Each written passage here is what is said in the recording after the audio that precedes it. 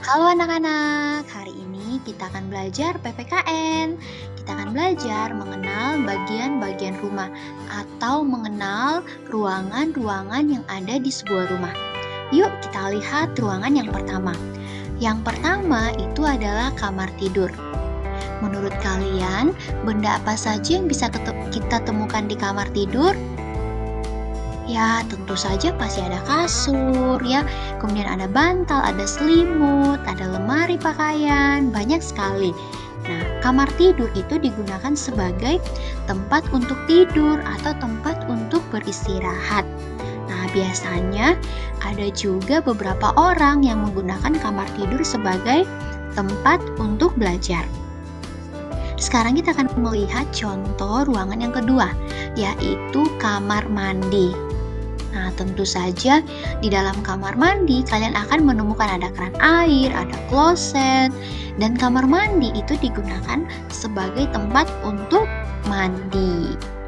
Nah, kita akan lihat contoh ruangan yang ketiga, yaitu ruang tamu. Namun, kalian tahu nggak ya apa yang dimaksud dengan tamu atau tamu itu siapa ya? Nah, jadi tamu itu adalah orang yang datang berkunjung ke rumah kita. Nah, jadi ruang tamu itu berarti ruang yang digunakan untuk menerima tamu yang datang berkunjung ke rumah kita. Nah, biasanya ruang tamu itu ada di bagian depan rumah. Biasanya isinya ada kursi, ada meja, ada karpet, atau ada tikar. Itu namanya ruang tamu. Sekarang kita akan melihat ruangan yang lain. Nah, ini namanya ruang keluarga. Nah, biasanya di ruang keluarga itu ada televisi, ada meja, ada kursi, ya.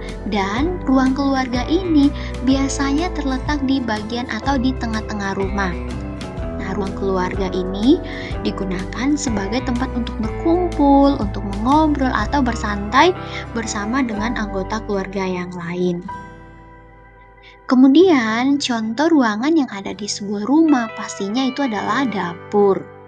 Nah, dapur itu digunakan sebagai tempat untuk memasak atau mencuci piring atau menyiapkan makanan.